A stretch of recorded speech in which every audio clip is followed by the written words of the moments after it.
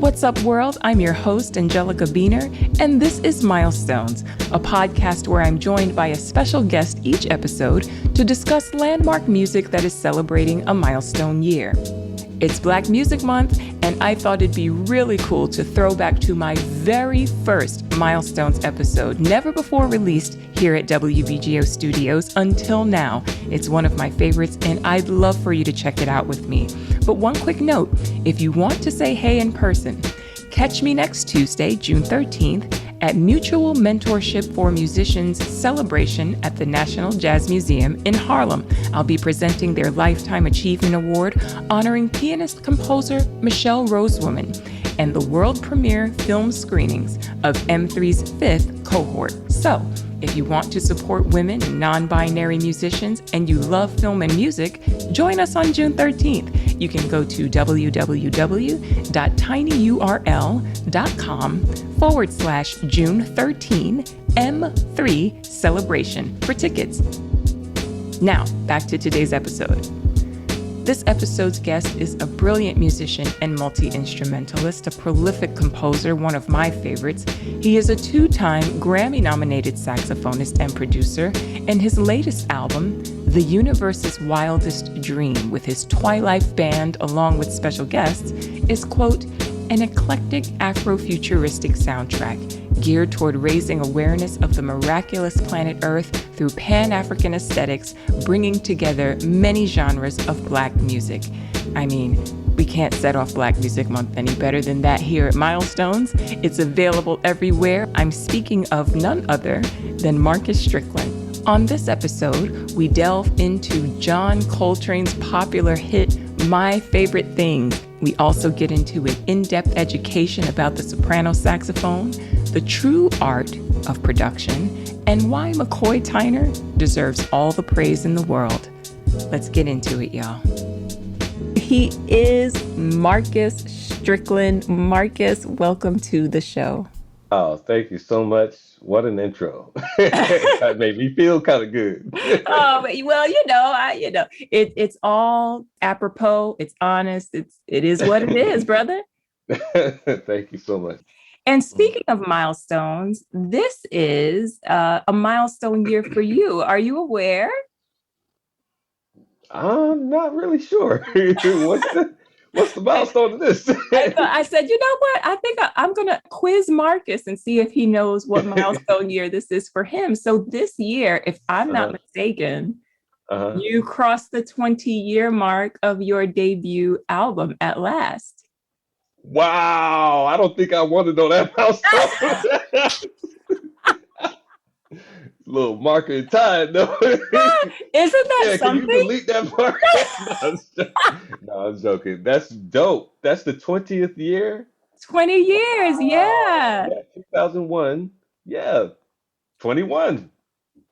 Wow. Just like that. Now, I don't know what crazy. month it was released, but it's definitely the 20th year. I have no idea what month, but yeah, that's dope. 2 decades. How does that feel?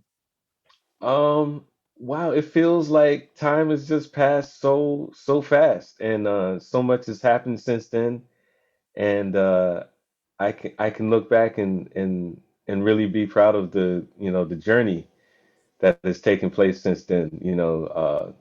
Everybody on that record has done amazing things, solo and also as sidemen, and we've just really come a long way. So yeah, and we made such great music together. The chemistry and everything between us, it's just so many memories that come up every time I listen to that record. I'm like, wow, I remember being in the hallway of New School, and just with my friends, and just listen to the record over and over and over and over again, because it was our first time releasing an official recording.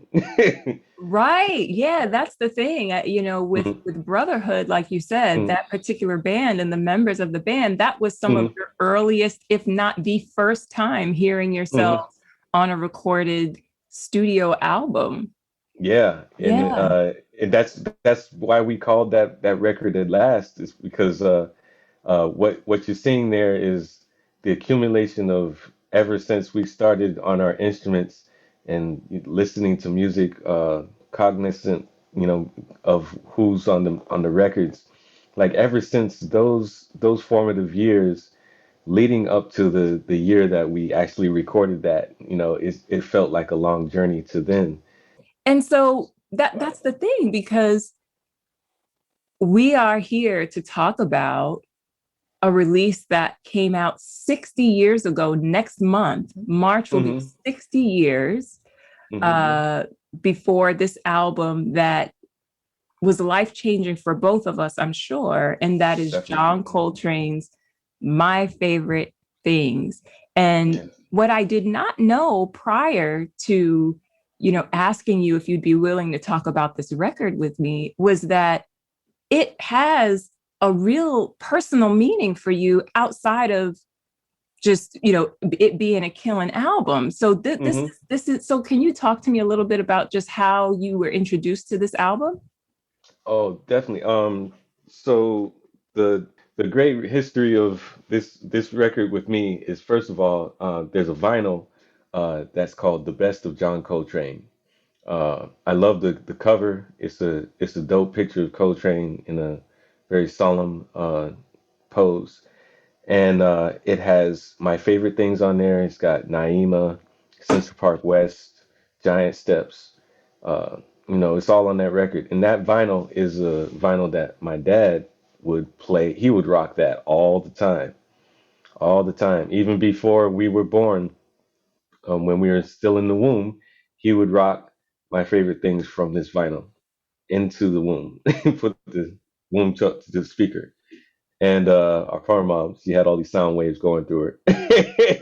But um, I really appreciate him doing that. I have no doubt that it affected us in some kind of way to hear things while we were in those very formative years, Oh man. Yeah. zygotes and everything. Right, exactly. But yeah, we used to rock in our little rocking chairs to this record. Um, you know, when we were little tiny babies, and then as toddlers, you know, uh, we would run our cars back and forth, a little Hot Wheels and everything, back and forth to the music while we're in the car. And we had Jerry curl and eat the hole in the back of the seat. Ah, uh, ah. you know, this record has traveled so many years with us, and by the time we were 11, that's that's when I first really became cognizant of what I was listening to all those years. Mm, Because we came back from band class, my brother announced that he picked drums as his instrument. I announced that I picked the saxophone, mm-hmm, and my dad got very excited. He was like, "Wow, you guys, you want to play instruments? Oh, you saxophone and drums? That's very complimentary." It's like, I gotta show you who my favorite saxophonist and drummer are. It's John Coltrane and Elvin Jones. And he said, "I've been playing this record the whole time for you guys." He took it out and he played it for us, and it was like listening to it with a whole different pair of ears, a whole different perspective, because we were finally cognizant of what was going on. It's like that's a saxophone playing the melody. Those are drums in the background providing all that rhythm. And my dad was breaking down all kinds of things about the recording. It's like, look, do you recognize that song? We're like, yeah, you know, it's like that's from a movie called The Sound of Music. It was like, oh, dope, yeah, yeah, I remember them sing about their favorite things. It was like, yeah, John Coltrane does this a lot. He'll take a very famous song and do his own version of it and see how he's playing the melody different every single time. That's called improvisation. And then he went to Elvin. He was like, see, Elvin, you see the snare drum and the cymbals, like the pattern that he's playing between that, those are called triplets. And that's a very important rhythm. And he broke that down to my brother. They would do all kind of rudiments and stuff like that.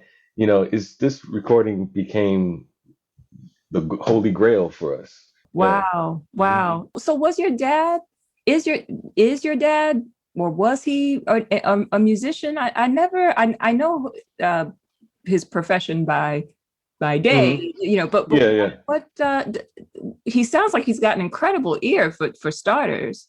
Oh yeah, definitely. He was since the age of 8, he was a percussionist, and actually through college he was playing percussion. He was the principal percussionist in the section actually for the I think it's the Fort Lauderdale or maybe the Miami Beach Symphony Orchestra.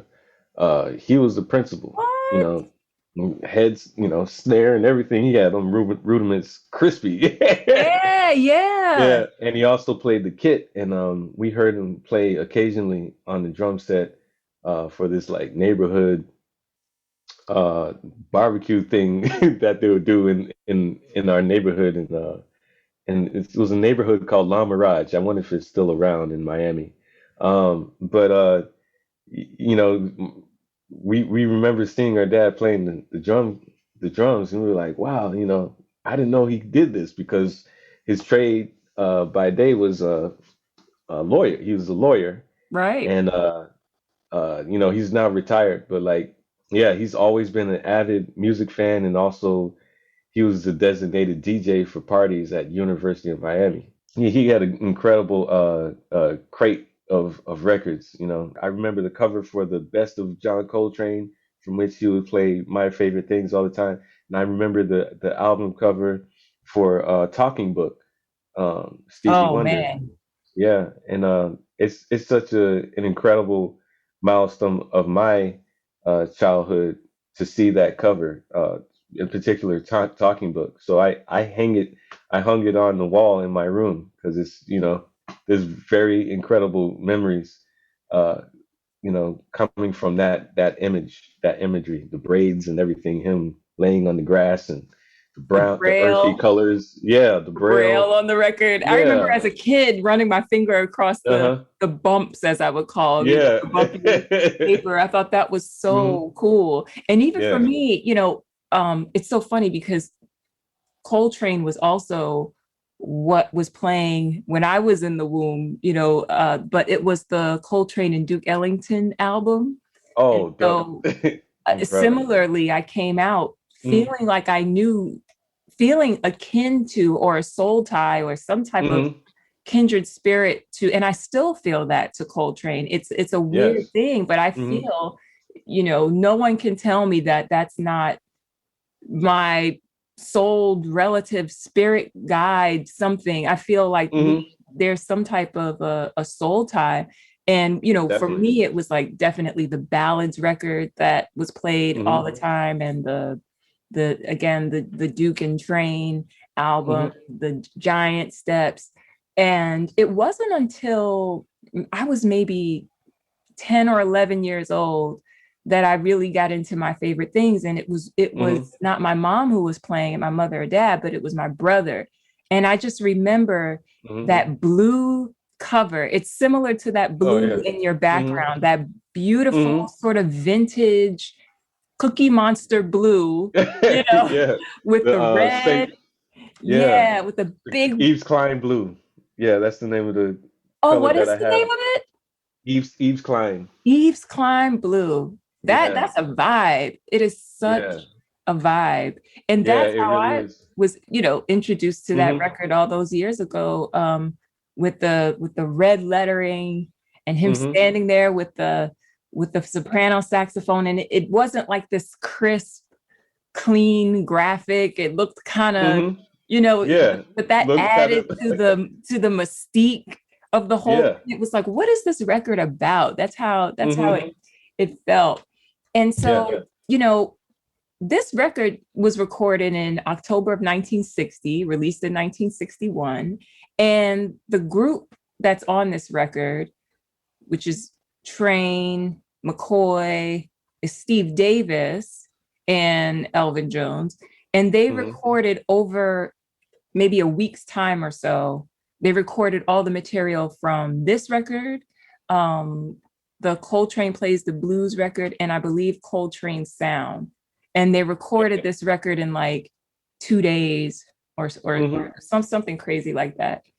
And Yeah. I feel like, and tell me if you agree or disagree, but I feel like I mean, everybody knows Giant Steps. Everybody loves Giant Steps, but I Yeah. feel like the Atlantic years, when we talk about Train, kind of get swept under the rug a little bit because, Yeah. you know, it's like, you know, you got the Prestige recordings and it's all about Hmm. that. And then, of course, the Impulse recordings.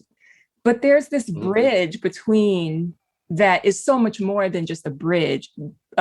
These Atlantic recordings for me are really, really special. Like, They really are. what do you feel about that period of Coltrane? I feel like Coltrane's sound was in a very interesting stage at that point.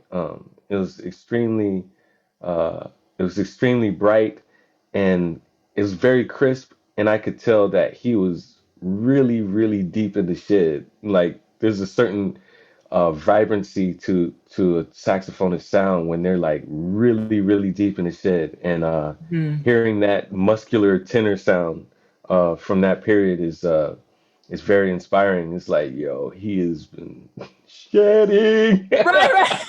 deep in the shed, yo. Like, no, there's no doubt about it because of like the sound is so strong and the sheets of sound and like hearing and also the acoustics, how it was recorded, whatever room they were using, that was it. That was it, Yeah, Chad. it's very distinct sonically from the Yeah. other stuff. And I just feel like Hmm. it's just not, I don't know, I guess it's just not talked about as Hmm. much, you know, Yeah. obviously like the different bases. So I was Hmm. having this thought, right? I was like, so I'm like, you know, listening to these records and getting, you know, ready to talk to you about this album, and had me going down the rabbit hole and listening to all the stuff of this particular band, right? And Hmm. I was like, I feel like Steve Davis got George Coleman a little bit. It's not, I mean, Jimmy Garrison comes and it's just Hmm. like Yeah. alchemy. It's just like, okay, Yeah.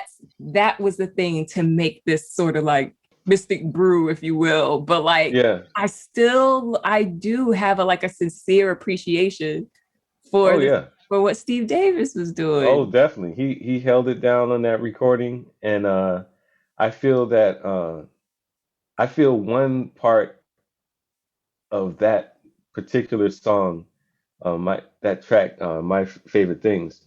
One part that is absolutely indispensable Mm. is McCoy Tyner. Like his Oh man. playing on that, it's just like that. It would not sound the way it sounded without McCoy Tyner playing. Nobody was playing piano like that at all at that time.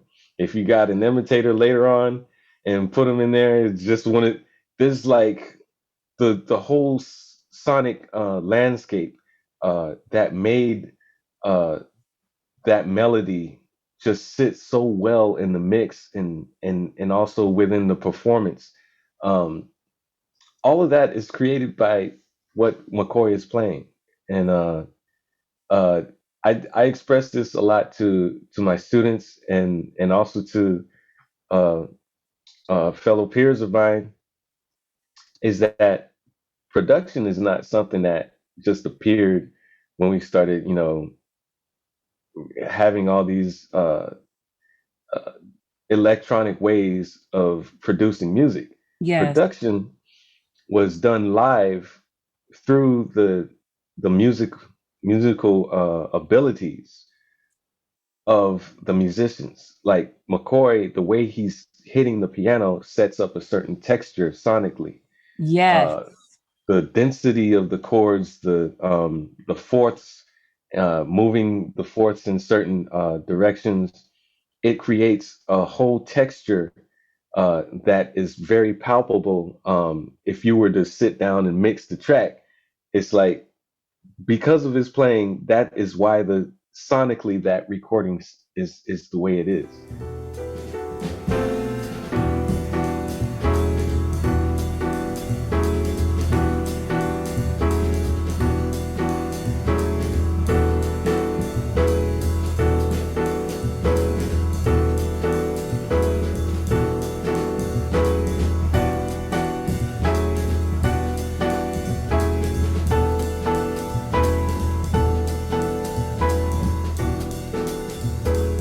say the same thing for the way that Elvin tuned his bass drum compared to the way that Roy Haynes tuned his bass drum.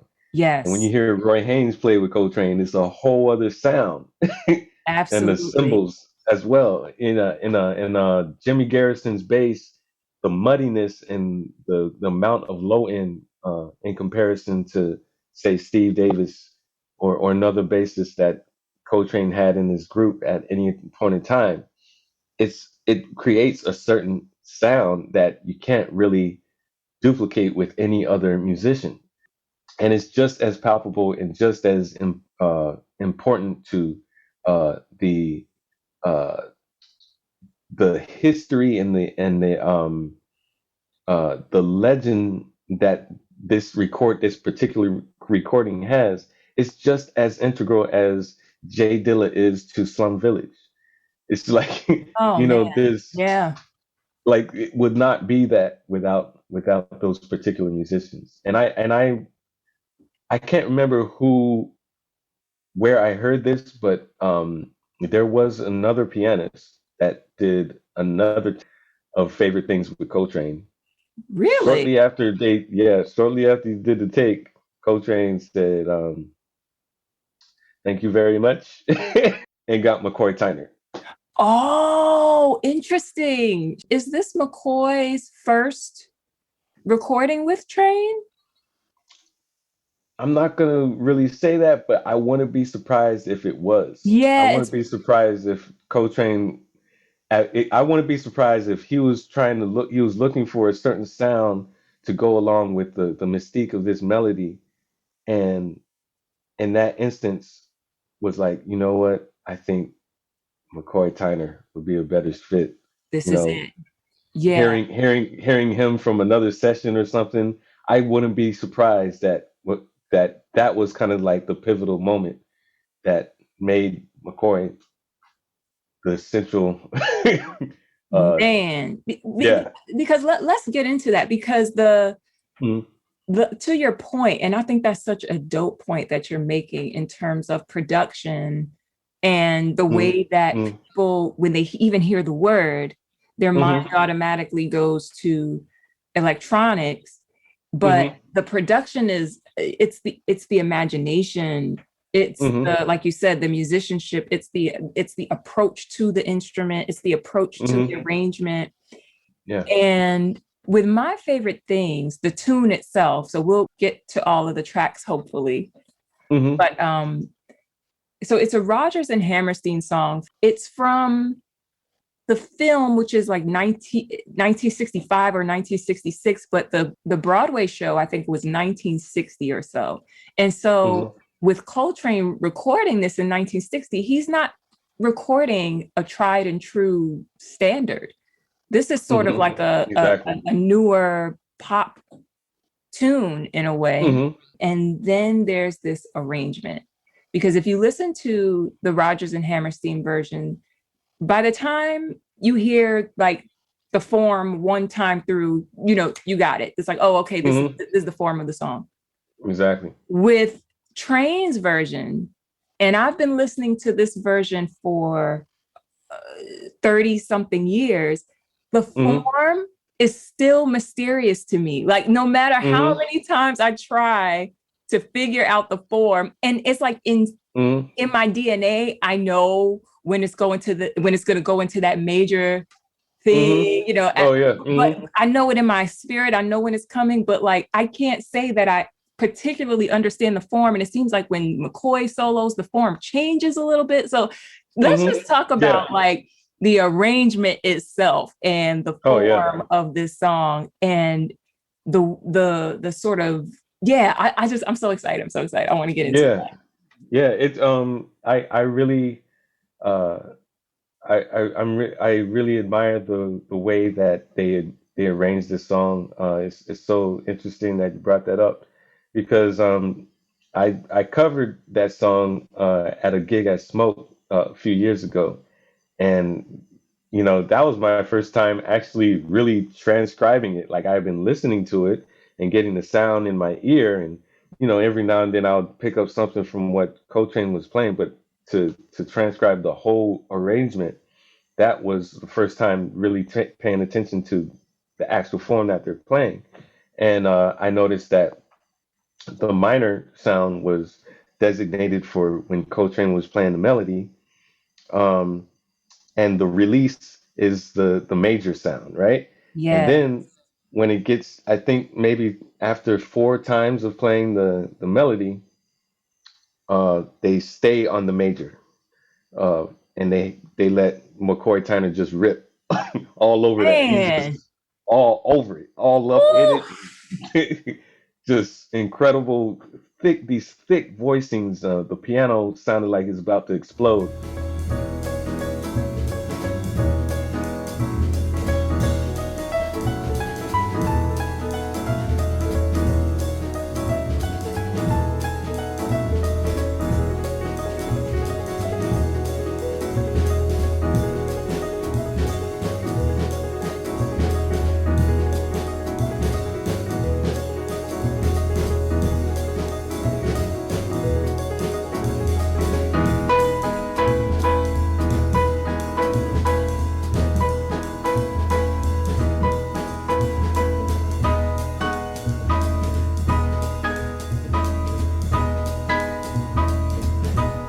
Playing with McCoy Tyner myself in Brazil, Wow. to hear that sound right next to me, like I played with McCoy Tyner in like a big band setting before that, but to play with him within his quartet in Brazil, that was an incredible trip, man, because like I was hearing that sound right on the stage, like, and it sounds like the piano's about to explode. And Oh my God. it's an incredible energy that he would stir up from playing. And uh, you know, one thing that's very apparent with playing with McCoy is like, you better get off the stage. You better get in and get out very, very, very efficiently. Make your Yeah. statement heard, because he's already heard everything that can be done on every single tune through Coltrane. Like, you're not going to play anything that's going to be more impressive. So after about two choruses, it's time to get out. No matter what, I don't care where you are in your solo. Right, I don't right. care if it's like, I could just, nope, just get off the stage. Thank you for your He's heard everything that can be done. There's no way you're gonna, like that's one thing that's very apparent with McCoy. And yeah, so you got that major sound. McCoy's riffing it, and then the way that Coltrane grabs back into the center of the picture. That's like probably the highest climax I feel in the whole piece. Um, and the switch to minor and major is something that I didn't even notice, and it's because it's like I knew something was different was happening, but I really noticed it until my later years, because McCoy had a systematic way of voicing major in a way that made it less happy. Yes. Yeah, Keep going. it's like the choice of intervals, the voicings make it added more grit to the major than regular pianists. you Yes. know, that's where you get into the production type of thing. It's like, like the choices that were made on their instruments with their musical skill. The choice by Coltrane to say, you know what, I'm going to use McCoy for this. How Exactly. it's such a pivotal moment, and it's like that's a producer mindset. Coach, Absolutely. the person who was playing before probably did an incredible job, but it wasn't right for the sound that was in his mind. Exactly. Um, so those choices are made. I feel instinctively. I feel like it comes from years uh, of hearing different situations, different textures, And also from being in the studio a whole lot. And the musicians back then were in the studio all the time. They Right. were recording so much more than we are now. Yes. Um, Yes. and it's like, so like there's so much time spent in that studio. So it's like you start to get this understanding of texture and uh, not just being on your instrument and just thinking of playing everything right, but how you play it and the texture that you want to get across through the speakers in somebody's car, or or even in the dance club, or even Yeah. in the stereo in your living room. It's Yeah. like when you start thinking that way, that's a producer mindset, and I think that's a total producer move that Coltrane made to pick McCoy Tyner for that. I Um, think you are so spot on with that. McCoy mm, really is such the glue of hmm that. I mean, of course, Elvin, there's no drummer who could have brought it to that spiritual height as well, hmm other yeah, than Elvin. And then this hmm incredible, mysterious, passionate, haunting thing that Coltrane has going on. And hmm it's really interesting yeah, for me with Coltrane as it pertains to his reworks of certain songs, because hmm you can tell that he really pays attention to the lyrics as well. That would be yeah, my guess, hmm is that he really hmm internalizes the lyrics. And one thing that yeah, I really appreciate about this from a production standpoint, like you're talking about, that I hmm appreciate about this song is that he doesn't quote that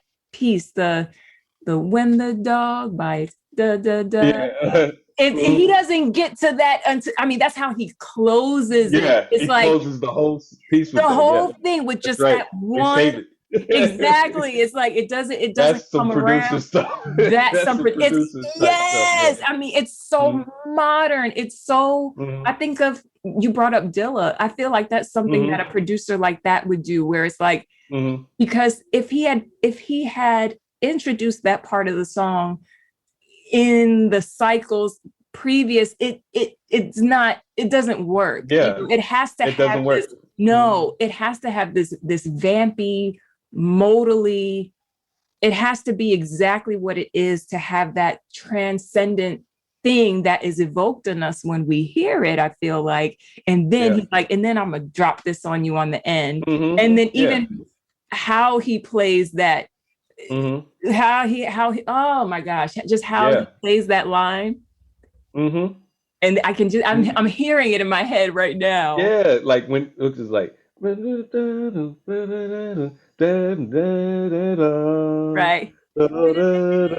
like right there. Oh, It's like the way he plays it is it's just so subtle. Like he's not overstating at all. It's just exactly what's needed.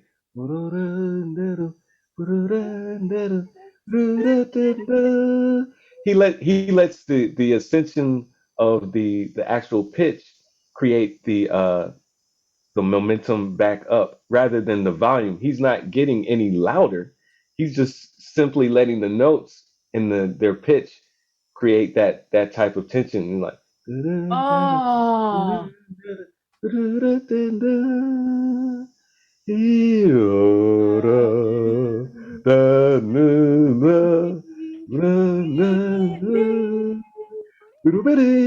yeah.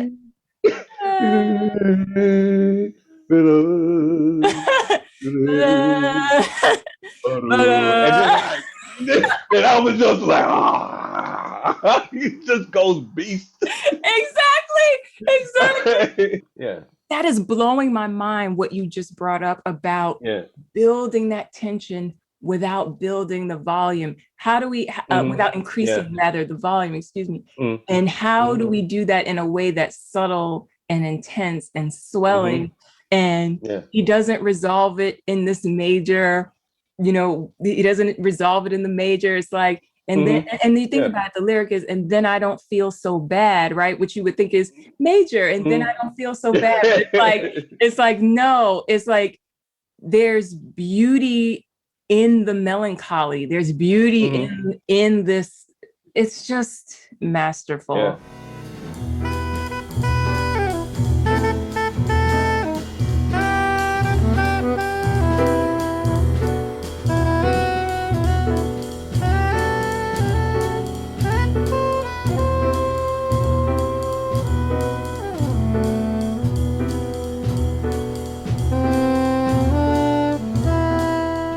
Perfectly performed. Perfect choice of the musicians for the recording, and yeah, it doesn't get any better than that, It really doesn't. and you And can't then, replicate it ever. right, yeah, and I mean, even though your performance of it at Smoke, I've Mm, seen it with David Bryant and Ben Williams and mhm, DJ mhm, Strickland.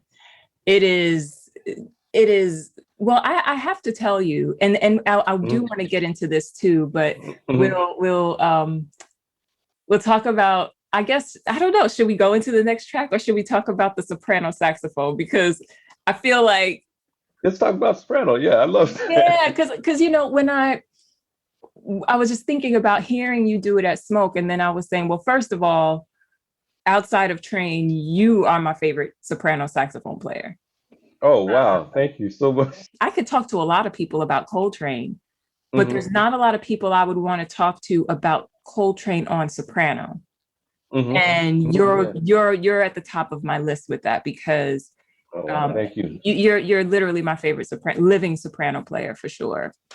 And Thanks so so much. how popular was the soprano itself when Train did this record? Because I know he was a big fan of Johnny Hodges, but even Johnny Hodges, I Hmm. by the mid 40s had stopped playing soprano altogether, I Hmm. think. Yeah. So how Yeah. popular was this instrument at the time of My Favorite Things, to your knowledge? Yeah. It's a that instrument is so it is so um it's like it takes an incredible player to really bring it into the forefront. So you had Mm-hmm. Bechet. Mm-hmm. Bechet is the first person to really bring that instrument to the forefront, because the beginning of jazz is synonymous with the really beginning of the saxophone in terms of popular music, and actually finding a place, because the saxophone was banned in China, it was banned in Russia. Um, it was made Really? at yeah, it was made as a military band instrument, a woodwind that would be loud enough to carry, uh, within a military band. Uh, a lot of Adolf Sax's inventions were for that purpose, to be heard loudly and be played as easily as possible. He made many inventions. He made an invention that led to the sousaphone, the one that's wrapped, the tuba that's Mm-hmm. wrapped around the person. Yeah. That's because of Adolf Sax. The modern bass clarinet, the patent for that came from Adolf Sax. He improved on the bassette, which many clarinet uh, inventors were trying to make this low instrument. He made it so that you can actually hear it and project it. That's why it looks like a saxophone with all the extremities and stuff. Mm-hmm. Uh, Adolf Sax was such a great inventor that people were hating on him in the worst way. There were three assassination attempts on him. Yeah. So like, Oh, yeah, and okay. his really the claim to fame was, of course, with the saxophone and the family of the saxophones, and it made its way into military bands in America, and uh, then you had the Dixieland. I don't want to even say that. Like the the second line New Orleans type stuff was going on, the steamboat bands and all that stuff, and uh, the person of prominence during that time was Sidney Bechet, and he was an incredible clarinetist and soprano saxophonist, and that's where it really gained the soprano saxophone gained its popularity. Uh, it's just like the soprano of an opera. Like, it Mm. is the star. it is gonna be the star of the show, no matter what. Yes. Yes. um, so you better be strong on it, right? So Sidney Bechet, the lineage goes to Johnny Hodges. Hodges was a protege of Sidney Bechet. He studied the hell out of Sidney Bechet, followed him around, got all kinds of knowledge from him. So that incredible vibrato that Johnny Hodges has, that comes in lineage from Sidney Bechet. Johnny makes a switch to alto as his main instrument, and that becomes like the main voice, especially on those Strayhorn Ellington songs. It's like there's nobody who could play those melodies the way that Johnny Hodges did. Man. The way that he was scooping to the notes and the vibrato and everything, that was just, it would just really stick out in the bands, like the opera singer, the soprano, and uh, and then you had people learning from Johnny Hodges, such as John Coltrane. John Coltrane was on alto. He would emulate both Charlie Parker and Johnny Hodges, and Right. uh, that he was in the Navy in a military band of some sort, and he switched to tenor at some point, and I remember reading in the Miles Davis autobiography that that Miles gave uh, John Coltrane a soprano saxophone That's right. as Yeah. it was like a going away present. I think Train was maybe involved with a lot of drugs at that time and wasn't really reliable, Yeah. and they parted ways, and that was one of the presents. That was a present that he gave John Yeah. Coltrane. I That think from very like an soprano. antique dealer or something like that. It was some kind of Yeah, real kind of slick yeah. It was a piece. dope. Yeah. I think it was a Selmer, and it had like a very special spatula. Spatula is the mechanism that we use to hit the lower notes. The spatula system looked very unique compared to other spatula systems. So I uh, one of the most iconic pictures of him is on that Impulse record, Ascension. Mm-hmm. On the cover is him with a soprano saxophone. He doesn't even play it on the record. Oh, that's right. And it's like a grayish background, like a light background. It's a Yeah, very like like, it's a white room or something. yeah, Just exactly. like this with the soprano, and I think he's got a cigarette in one of his hands. It's so cool. It's such a dope photo. That picture right there made me want to play the soprano saxophone You're so kidding bad. me. I You're saw that kidding picture. I was me. like, I want a soprano saxophone. I want it now. I used to, yo, I used to stare at pictures of soprano saxophones so much that it pissed off my dad. He's Really? like, better Why? stop, better stop having that pipe dream. You ain't gonna get no soprano saxophone. You better deal with that alto saxophone. Oh, wow. Now, why did he feel that way? Did he think it was too eccentric, or what was the deal there? I think it's just in terms of, it's a yet another instrument to buy and stuff like that. And Oh, okay. it's like I was just staring. I would be staring at this thing so much. You better stare at that Like, alto. yeah, exactly. You know how Better my put your eyes parents over are, there. man. You put your Oh, ass back on something that actually exists. but but I think he was just messing with me because he actually did buy me a soprano saxophone towards the end of my middle school career. oh, you had a uh, soprano by middle school. yeah, Oh, wow. Okay. yeah, Okay, and Marcus. it was like a Christmas present, and the very first thing that I played on it was Afro Blue. It was a Wow. duet with my brother. My brother got like maybe a new drum set or new cymbals or something, Yeah. and we played it was a LA sax. It was a black soprano. I still have it actually. Oh my gosh, yes, please. I need to see this. Look at Yeah, this. this is the same exact instrument. I just have it sitting up there because this was the answer to my pipe dream. It was just Oh my goodness. my pop just, got it for me, and see, it's LA Sax. LA sax, yep. That's the same brand that made the presidential sax for Clinton, Really? with the flag and everything on Oh it. Lord. Uh-huh. So I had a white tenor, and it was an LA sax too. I called it Marshall. And President Clinton visited our school. He visited Miami, and he was in Coral Gables, and we were playing for a function that he was attending. And Mhm. he came and shook all of our hands, and he had an extended conversation with me. Everybody was jealous about, like, oh, I see you got an LA sax, Oh right? my God. Oh, I have an LA sax too, the presidential model. Like everybody else, he was like, hi. Right, right, right. Like, Exactly.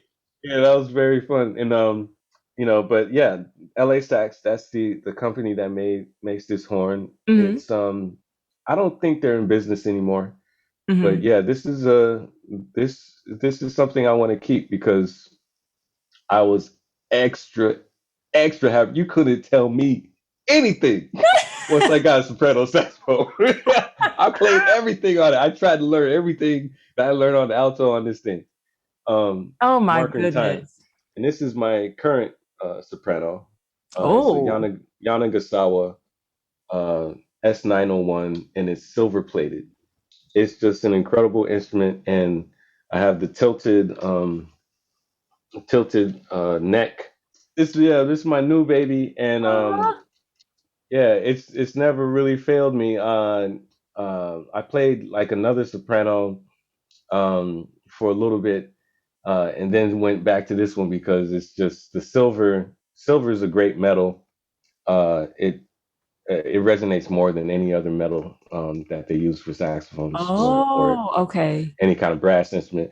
It's so Okay. the silver plate I feel is better than solid silver. They had a choice for solid silver, Yeah. um, but there's something about brass. You gotta have that brass in there. Great sounding instrument. I love the. It sounds like a kid. Sounds like like a a child, a wise child. Yeah.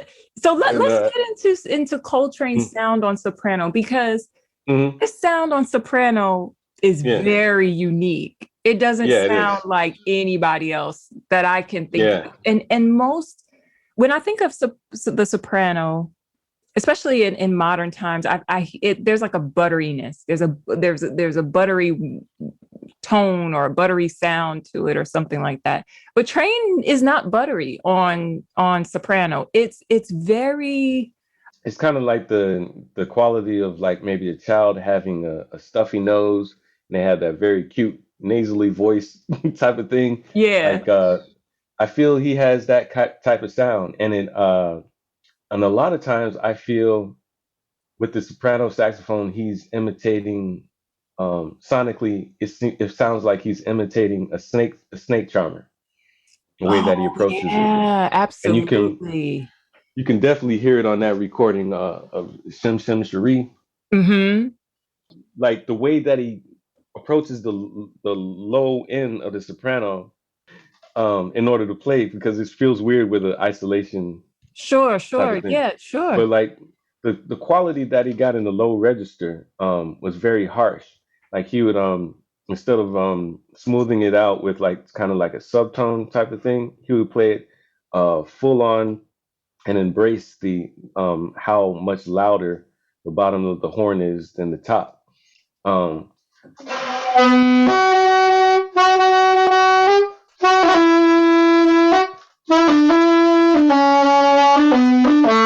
something like that. And Mm-hmm. when he got down to the low register, uh, it had a very I think I have a feeling that he would have the mics at the bottom of the horn.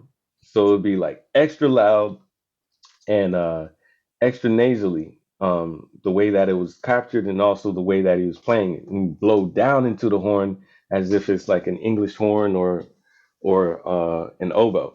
And Ah, I've noticed that most of my favorite saxophonists play the soprano like that. Like you got Branch Marsalis who approaches the soprano that way too, and Wayne Shorter blows down into the instrument a whole lot too. Um, then you have people like Kenny G who has like he holds the instrument straight out straight out, and kind almost of like a like through the flute. crowd. Right, You exactly. know, that brightens the sound because when you're blowing down into the instrument, the air is traveling like this, and it hits the far edge and goes down along this side of the horn. So it's not interrupted that much from the keys that are moving. It makes a more round, fat sound. Um, as opposed to when you're playing like this, Mm-hmm. it's going straight in, and if you have a straight neck, it's going even more straight in. Going Right. straight in, and it's just right against the fingerboard, so it gets interrupted and stuff. It's not as warm and fat sounding, you know. Oh, Posture is interesting. everything with horns. And I'll be honest with you, my Mhm, ignorance, I thought that they were mhm. holding the horn like this to try to look slick or something like that. Like to try, like especially the more smooth leaning artists, Yeah, they'd have yeah, the horn tilted up to the sky and all that kind of yeah. stuff. So And I just thought it and you're was probably right about that. You're probably right about them trying to look slick.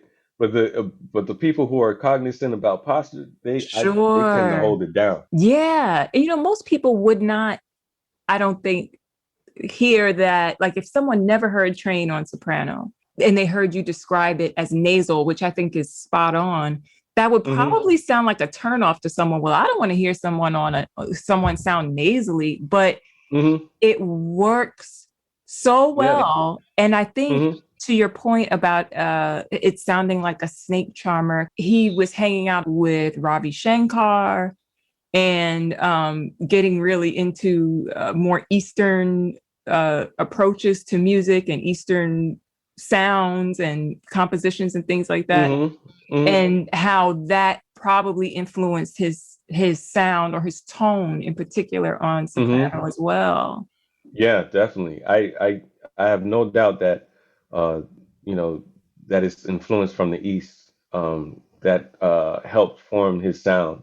Mm-hmm. I really love how he utilizes that. That's some producer stuff right there too. The type of sound he wanted to get out of that horn. Pouring Is water. very different than Bechet, very different than Johnny Hodges.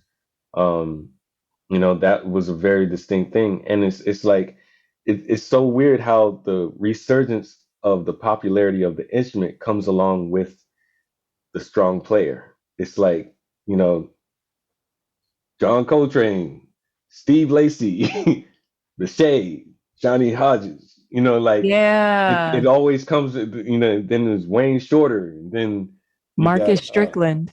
Oh, come on now. I mean, since we naming people, Thank you so much.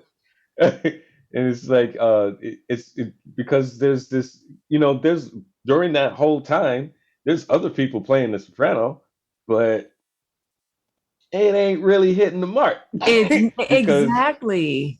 I feel a lot of saxophonists, they see the soprano as, oh, this is just a tenor up an octave, and it's like, no, it's a Because totally it's the different same instrument. key, right? Same key, up right up an octave. Hmm. But it's like the change in the size of the bore, the change in um, it changes how minute a movement it takes to make it out of tune, because everything is more dire because everything's Oh, smaller. okay, So you have to have a very okay. tight embouchure in order to make that thing work. Whereas with tenor, you can have a more loose embouchure, and there's more give. It's a different instrument. And even with Hmm. Train, how sometimes the tuning is is people can't see what this movement I'm doing on the show, but it Yeah, has yeah. a little bit of malleability. Yeah, there's a lot of flexibility There's some in the flexibility pitch. there. And Yeah. yeah, it's that's he kind of embraced that quality of the instrument.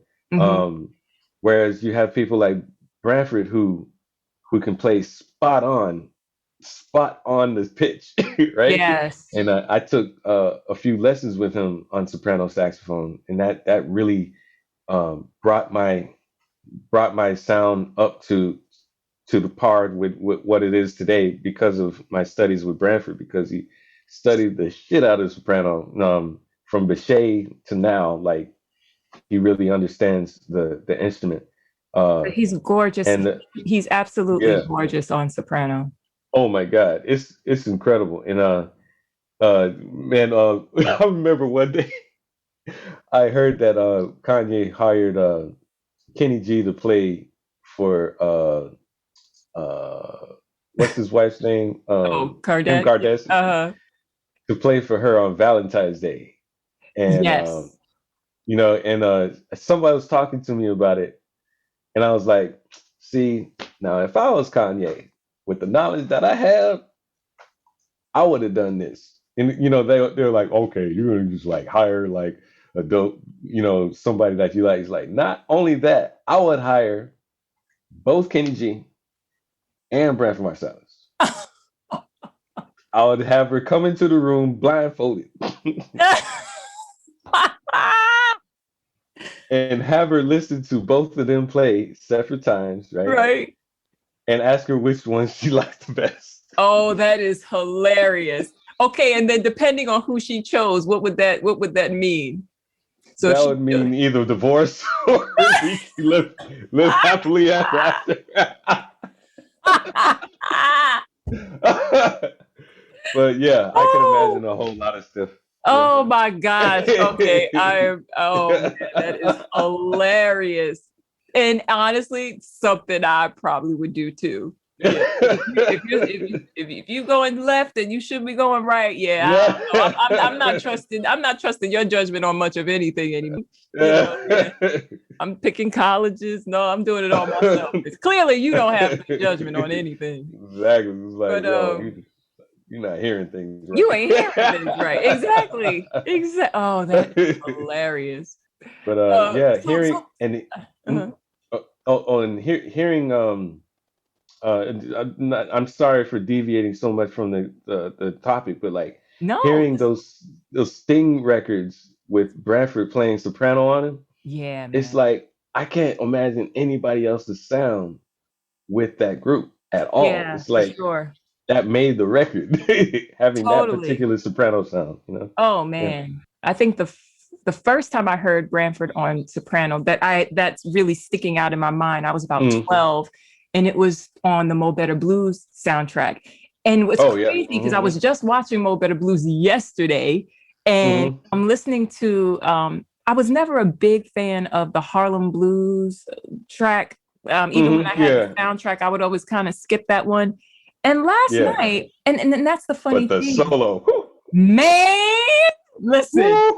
That solo, that's one of my favorite. It gives me chills every time I hear it. It's so gorgeous. And that was, you took the words out of my mouth. I zeroed in on that solo, man. I was like, man, this is the magic right here. This is really, it's so absolutely gorgeous.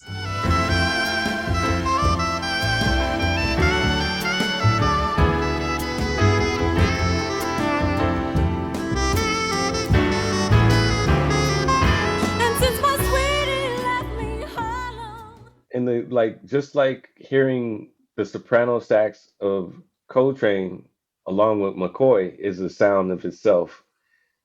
Kenny Kirkland and Branford. That's a vibe. It's a thing. It's a vibe. Absolutely. That's the producer stuff. It's just like exactly. And so let's get back to the record because definitely. To your point. No, this is what this show is about. This is exactly what I want. I want us to go where it feels good. I'm having a great time. But when you Same here. brought up the pairing and the vibe of Mm-hmm. it, I was thinking Mm-hmm. about the My Favorite Things album and the track that follows, which is Every Time We Say Goodbye, because Mm-hmm. because after that he switches to tenor for the last two tracks. So we Mm-hmm. have an album, it's got four tracks, and on side A we have My Favorite Things and Every Time We Say Goodbye on soprano, and then we flip Mm-hmm. it over. We've got Summertime and But Not For Me on, and he's Yeah. on tenor. With Every Time We Say Goodbye, so we go from Mm-hmm. this intense 13-minute and 46-second like magnum opus with Mm-hmm. My Favorite Things, and then with Yeah. Every Time We Say Goodbye, I know for me it feels like there's a second release. There's just like this, Mm-hmm. oof, Yeah. you know. Definitely. And then I love Yeah. how when McCoy Tyner's solo comes in, then it switches to like a double time thing. Oh There's yeah. Mm-hmm. something about Train's band in that tempo range for me that Mm-hmm. is, I mean, I love impressions. I love, the all the like really burnout stuff and when they're really Mm-hmm. going and Yeah. stuff. But there's something Mm-hmm. about right up in Oh here. yeah. They There's get right up in that pocket, like right yeah. at that tempo. It's a very distinct way that they swing at that tempo. It is. Yes, Yeah. exactly. Okay, so it's Yeah. not just me because I'm like, there is something Mm-hmm. about that tempo. Another tune that I love. It's funny because it's from this Atlantic era as well. Mm-hmm. Maybe maybe slightly faster, but Body and Soul. Oh yeah. Mm-hmm. The way they Yeah. feel, right? It's just something about that Mm-hmm. tempo. The Yeah. swing is Yeah. It's incomparable. yeah, that's an incredible that was an incredible choice. His choice of Elvin, his choice of McCoy, and Steve is dope, but I gotta say, Jimmy was like that Oh was like the punctuation, just like woo, man, everything crystallized once he entered. exactly. So talk to me about that section on Every Time We Say Goodbye. A lot of what Coltrane is celebrated for is uh, his harmonic complexity, um, the chops that he had, but it really is the use of it. We get to the production at that point. It's like he used it in choice places. It wasn't all over the song that he did that. Right. Towards the end, they towards the end of the section, they add those changes, and it adds that little push, and it also kind of like codifies or identifies that this sound is being put on top of this standard. Um, Yes, yes. and McCoy, Mm. he just his technique, his agility in any situation, whether it be a ballad, or high tempo, or like a medium, like uh, kind of like that Elvinish uh, mixture between Latin and swinging, like a Hmm. Latin beat and swinging, that Elvin type stuff, Like at a on medium tempo. you know what tune that reminds me of? I think of Mr. Knight. I Oh think yeah, of definitely, Elvin, yeah, with that kind of definitely, that kind of rhythm that exactly. you're speaking of. But go ahead. Yeah, it's like they with all these ingredients, these things that require actual musical skill, instead Mhm. of just pushing a button. Like you have to have like certain musical uh, knowledge and theory, skill, and feeling in order to achieve these things. Uh, but these things added to the production. It actually made that recording sound so special. It made the group sound special. Um, and you know, this is how you create.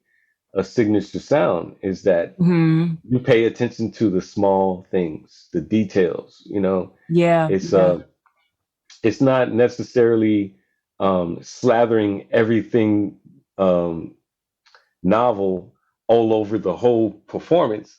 It's just that little tiny section that brings uh, it actually makes it more pronounced to do it in a very choice type of situation rather than slatter the whole thing with that sound.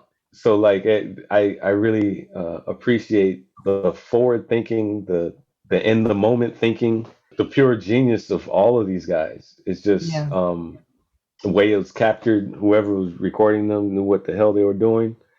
That too, that um, too. I wanted to just go back to McCoy for a second because mhm, he does this thing like, and he does this a lot with Train, but these are in representative of their earlier work together. So it's mhm, interesting to see uh, some sort of artistic patterns that he was laying down, like some things that would be foundational to the group.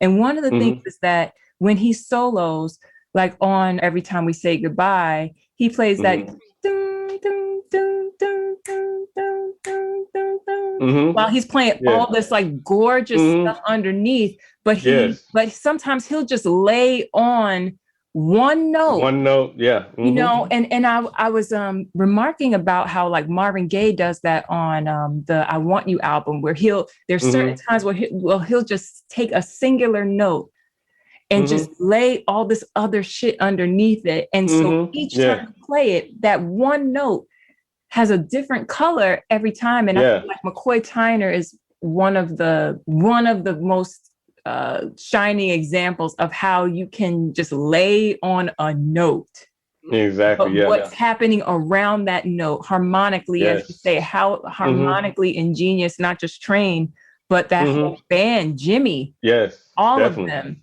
Yeah. were so harmonically just on another planet that it Yeah. just, and And he you. does that in my favorite things too, where there's that one Yes. note that he'll do that around. You were going to say something. Yeah.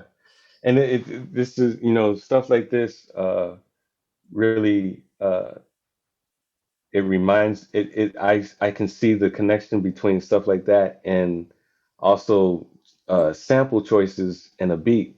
Mm, Um, like there'll be a Dilla song where there's this one note going being played over and over again, or a melody that's being played over again, and there's different harmony underneath each time. Um, and it shows that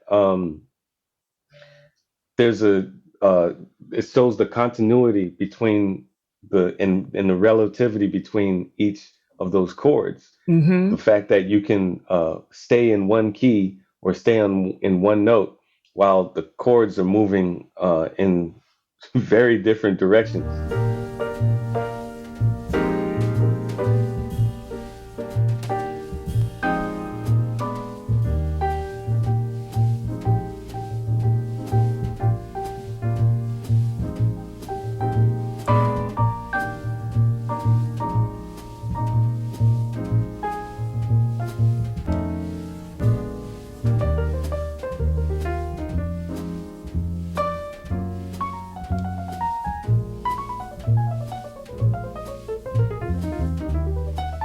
Wayne Shorter is another composer who used that technique a whole lot.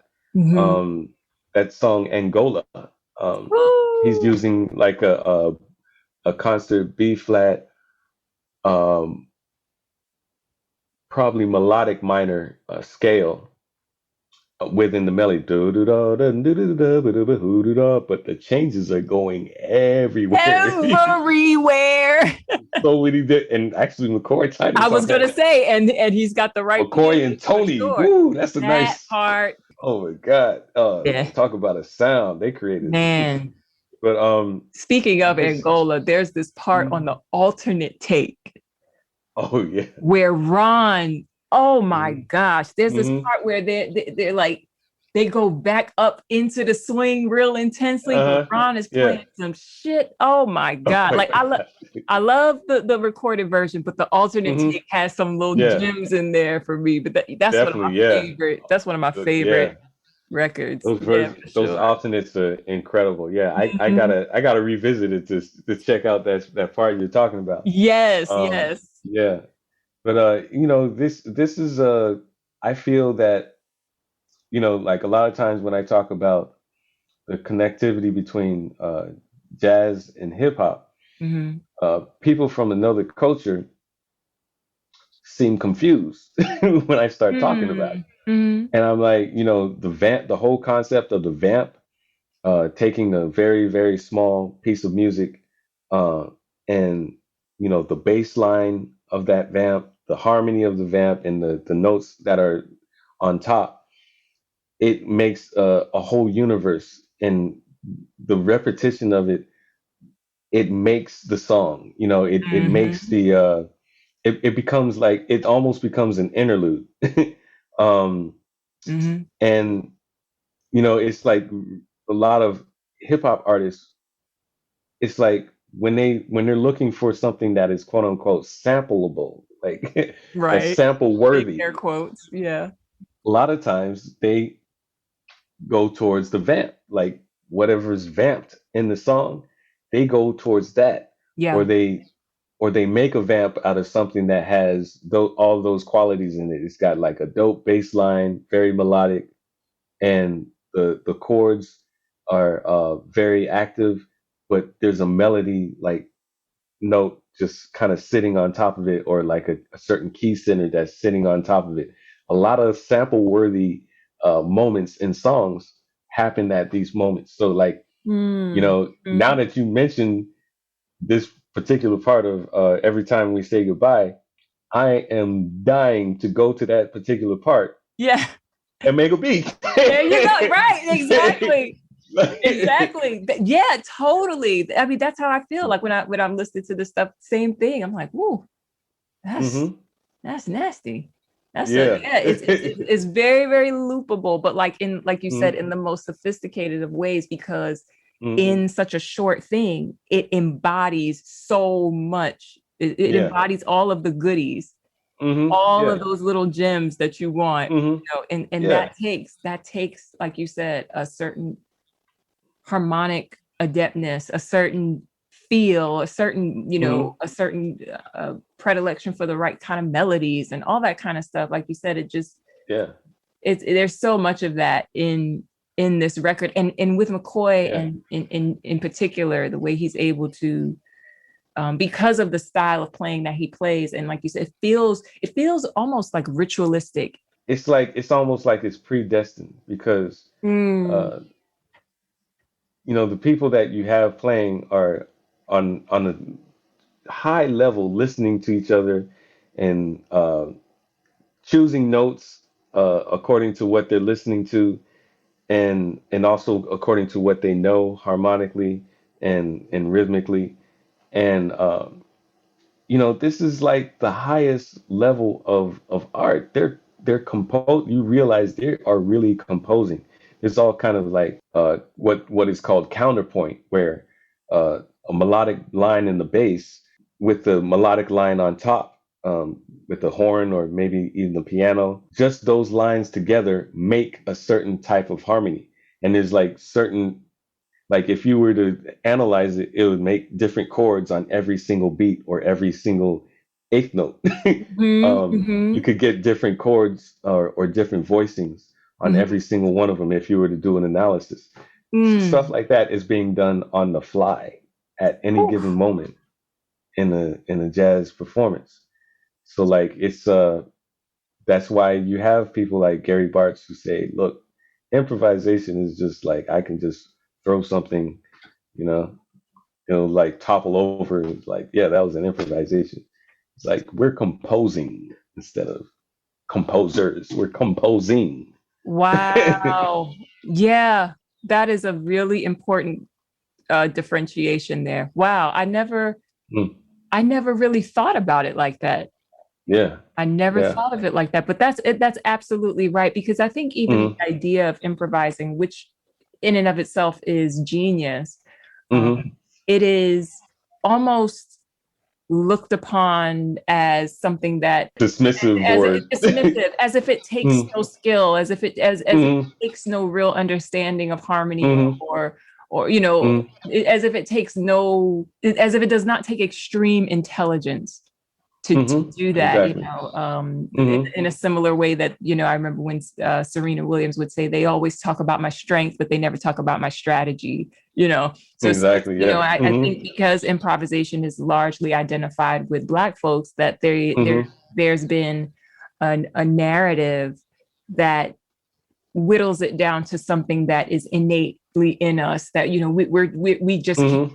we can just do that to some degree. Exactly. Yeah. There's some there, Mm-hmm. and to some degree there's some truth to that, but like when we start getting into these areas, I mean, you can't just pick up a horn and start improvising. You can't just sit at a Exactly. piano and start improvising. So Yeah. um The intellectual aspect of the of Black people at large is always suppressed in analysis. I don't understand why. Well, I do understand why, yes, but right, it's exactly. like, there's something to it. Like they'll say, "Oh, they can dance. Oh, they can sing so well. Oh man, they can like make things up." But they really shy away from the intellectual properties of these artists There you that go. is necessary to create that art, or even to play basketball. Michael Jordan is an incredible strategist, there's incredible intelligence going into that went into his decision making on the court. Because I think People people shy don't. away from that part. Okay. Absolutely, yeah, because in their Mm-hmm. mind, these decisions are somewhat instinctual, and you know, they don't require any strategy or study or thought. And so I think you Mm-hmm. make a great point. I mean, that what you said right there is so quotable. It should be Mm-hmm. like on a billboard somewhere about the suppression, you know, Mm-hmm. of Yes. of analysis. I think that's a brilliant takeaway. Yes. And so when we flip the record, now Train is on Mm-hmm. tenor. And Mm-hmm. I have to admit, summertime, I would be stuck on the first two tracks so bad. I would play My Favorite Things, and then Every Time We Say Goodbye Mm-hmm. Follows, that Mm-hmm. I could literally loop those two songs for Oh like yeah. half a day, and I might not Mm-hmm. even get to the B side. But Yeah. you know, but let's talk about Summertime, because again, this is Mm-hmm. another shining example of a really dope arrangement. Summertime has never Mm-hmm. been, I'm gonna just keep it all the way 100. The tune Yeah. in and of itself has never, I don't really ever need to hear Summertime. I mean, I do love Sam Cooke's Mm-hmm. version. There are Mm-hmm. very few versions where I'm like, you know what, I really dig that. But by and Yeah. large, I don't really need to hear Yeah. Summertime, you know, shout out to Gershwin and all. But Mm-hmm. Train playing it, Yeah. I can make the time. With that the pedal and the harmony. I'm just saying, it always comes back to the producer decisions. It's like, and Yeah. you got Elvin doing that Elvinish swing type of thing under it. It's like, that's the sound. It's a vibe.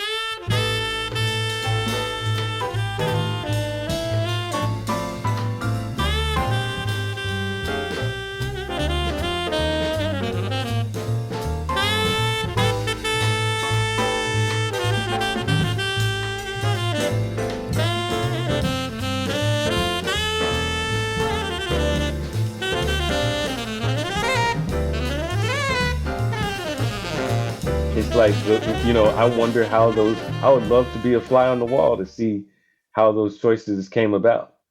I would like to see if Train had any kind of instruction, or if they just did it. Because like Yeah. it took a very long time for me to learn, actually, from David Weiss, that the bass line on Fall, Wayne Oh, Shorter's Fall. Yeah.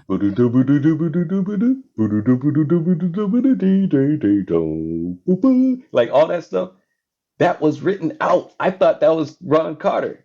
I thought Ron Carter was Oh, like improvising that stuff. It is actually written down by really? Wayne Shorter. Yeah. That makes when we think about the composer who wrote, Hmm. when we think about Wayne, that makes Hmm. total Yeah. sense. Oh wow, that's Hmm. interesting. Yeah. Now I Yeah. have to go back and I love that tune as well. Hmm. From the Nefertiti album for anybody who's Hmm. interested. Um, Yeah. so we got the pedal thing, and then McCoy's playing this kind of whole tone kind of thing going on Hmm. during Yeah.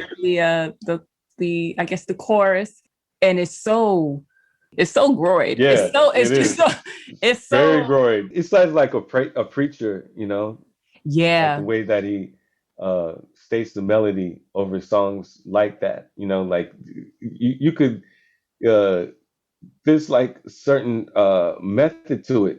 When you listen to certain like certain records back to back, you're like, okay, on tempos like this, they do that. And tunes like this, they do that. Whenever there's a pedal, they go into this type of sound, and like there's all kinds of choices that are being made that made the signature of the group, of the recording of that time.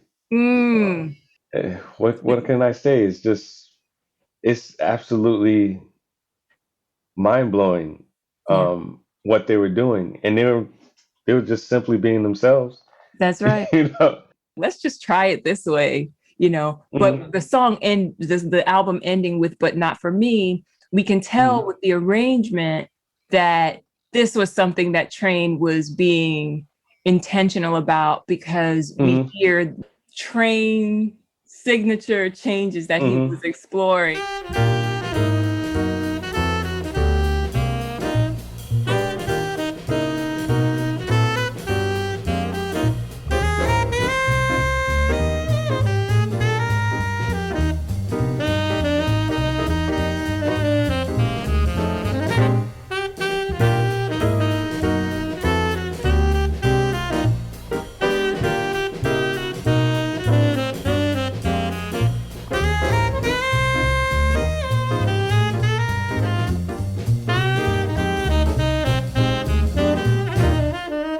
And this is another tune where there's an Yeah. irony.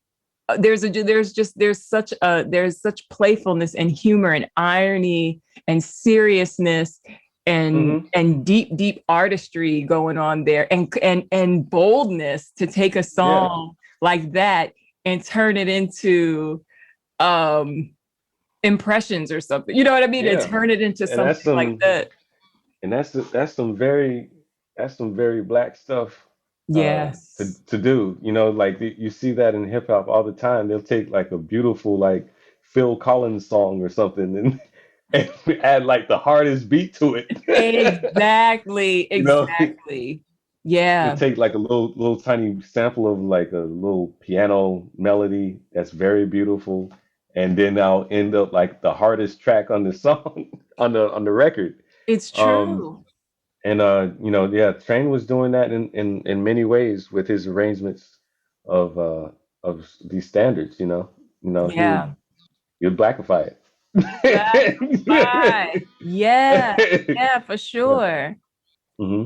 And so Yeah. yeah, we just it's really fun to hear him play those changes over these kind of songs, whether it's Body and Soul or this one, but not for me. That Hmm. is such a treat.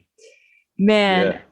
I mean, Marcus, I can't tell you what it means to have sat and chilled and just unpacked this record Oh with yeah. you. It's This is it's like a highlight for me. So Yeah, it's so great to go over these memories with you, because out of all the people in the world, just like you were just the perfect person to really uh, check out every detail of what's going on, because you are so insightful, um, musically, culturally. Uh, I am so glad that words about this great art form have been crafted by you. I feel Oh, you're wow. anointed. I feel that we need to multiply you in some way, kind of way. That you nothing but jelly standard writers need to be out there because we need the story told right. You know, it really needs to be told right. And so I'm just chilling with you and our friendship, our kinship through the music, through the culture. It's just the perfect thing to do.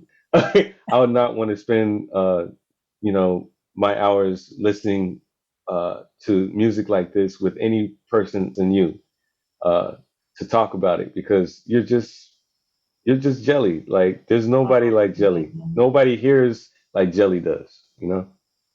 Wow, you Yeah. got me little tears popping up in the corners, man. That is the highest honor to hear that coming from someone whose ear, whose vision, whose compositional approach, whose musicianship, whose virtuosity I respect to the degree that I do yours.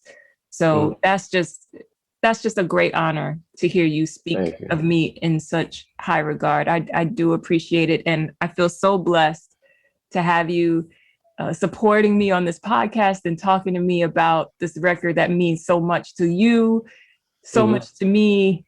Yes. And just thank you so much, Marcus. Where can the people find you? MarcusStrickland.com or go to Instagram.com/Marcus Strickland with two S's. Yes, that's very you're, important, y'all.